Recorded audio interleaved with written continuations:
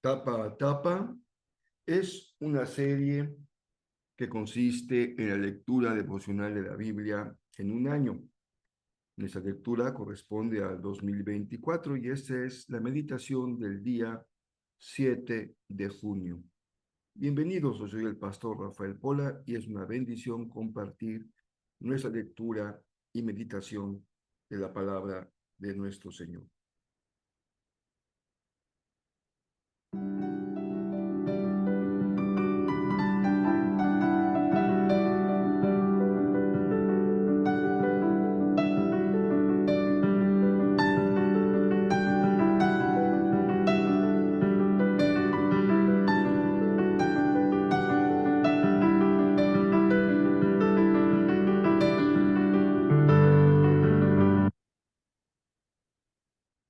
Vamos a continuar con nuestra meditación de las Escrituras. Hoy nos corresponden 4 pasajes. Estamos ya en primer libro de Reyes, lo empezamos ayer, seguimos en el libro de los Hechos, después el Salmo 125, que es otro salmo para peregrinos, y Proverbios 16. En esta ocasión solamente el verso número 25. Empecemos entonces a compartir nuestra lectura de Primera de Reyes. De hecho, estos primeros capítulos de Primera de Reyes nos describen la muerte de David, ya sabiendo que su tiempo en la tierra, perdón, habría de terminar. David le deja algunos encargos a Salomón, especialmente con personas que le habían hecho daño y que deberían de recibir un castigo o los que era conveniente que no se hiciera de esa manera. Salomón escucha los consejos de David y la narrativa de este capítulo hasta el capítulo 3 es que poco a poco se va consolidando el reino de Salomón, su reinado. Muere David, lo entierran en la ciudad de David, Jerusalén, y las primeras acciones consisten en equilibrar, digamos, la monarquía de Salomón. Algunos mueren, otros son, bueno, de hecho son asesinados y otros son desplazados a otros lugares y otros ocupan las posiciones que se fueron quedando vacías. Es el caso de su hermano Adonías, que fue asesinado, de Joab, el que fue un líder del ejército de David, y de Simei. Hay nuevo sacerdote, nuevo capitán de la guardia, y esto es el equilibrio, los nuevos equilibrios que se van dando para que Salomón adquiera. No bastaba sentarse en el trono, Salomón requería asumir el poder en la nación, y esto es lo que nos está describiendo el texto de Primera de Reyes. Y parte de estas estrategias de Salomón fue casarse con la hija de Faraón, con quien hizo un pacto, y eso le permitió que el reinado fuese tranquilo, consolidándose y en paz. Así que aquí estamos empezando la historia del rey Salomón. Hay cosas terribles, asesinatos, muertes, traiciones, ajusticiamientos y todo lo que humanamente sabemos que pasa cuando está en juego el poder, el gobierno, la economía, la posición, etcétera, etcétera. Como hemos dicho en otras ocasiones, en algunos textos bíblicos sí se hace un juicio de las acciones de los principales actores del texto, en otros solamente se describe lo que pasaba en ese momento. En ocasiones se señala que es la voluntad de Dios la que está detrás, llevando adelante un proyecto, y esto en ocasiones se menciona, se señala, en otras ocasiones no. Pero aquí estamos frente a este reinado. Ya Salomón va mostrando sus habilidades y lo que será su estrategia para ir consolidando su reino. Una de esas estrategias es justamente celebrar matrimonio con las hijas de los reyes vecinos. Eso le permite tener una situación de paz, de tener acuerdos, pero tendrá un costo muy alto, como lo veremos hacia el final de su vida. En Hechos 5 también se describe otro acontecimiento sorprendente, y es sorprendente porque prácticamente nunca vuelve a suceder nada como esto. En el Nuevo Testamento es un evento excepcional, la muerte de Ananías y Zafira, porque mintieron respecto al precio de su terreno que habían vendido, queriendo quedarse con una parte, y mienten, y eso dice Pedro, cómo se atreven a mentir al Espíritu Santo, y ambos mueren, tanto Ananías como Zafira, en ese acontecimiento, y eso, pues como es lógico, como es natural, genera una gran preocupación y temor en la gente. Una vez más los arrestan, pero estando en la cárcel los libera un ángel y les pide vayan al pórtico del templo y sigan predicando.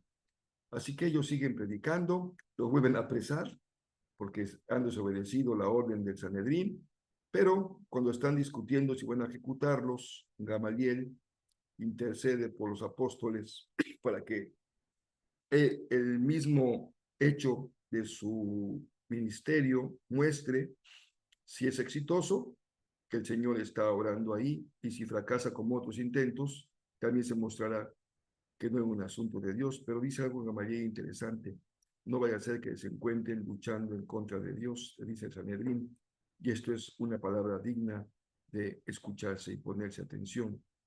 Y ellos entienden, finalmente, en Hechos 5, por ahí de los versos finales, y los apóstoles se sienten honrados por haber tomados por dignos de sufrir en el nombre del Señor.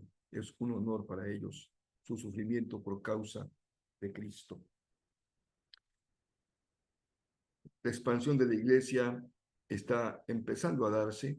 Estamos en el mero nacimiento, ahí en Jerusalén, y habrá acontecimientos que se sigan relatando hasta que llegue el siguiente paso, Judea y Samaria, y luego continúe hasta lo último de la tierra. La expansión de la iglesia, y si hay algo digno de notarse, son dos cosas: el poder y la presencia del Espíritu Santo, y el testimonio valiente, consistente de los apóstoles. Cuando el Espíritu Santo se mueve en nosotros y con nosotros y por nosotros, la obra del Señor siempre es bendecida. Y cuando la iglesia mantiene un testimonio valiente, permanente, constante, de fe, sin temor, la obra también siempre es bendecida. Aquí están algunas claves que podemos recoger del libro de los Hechos. El salmo que corresponde hoy es el Salmo 125, 1 al 5. También es un salmo de canto para los peregrinos, y aquí resaltaríamos lo que dice el primer verso: los que confían en el Señor no serán vencidos.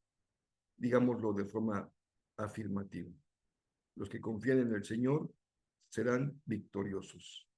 Levántate, duérmete hoy, continúa tu día con esta verdad en tu corazón. Si confías en el Señor, no vas a ser vencido. A veces parece que vamos perdiendo la guerra, pero confiamos en lo que el Señor hace más allá de nuestras propias fuerzas.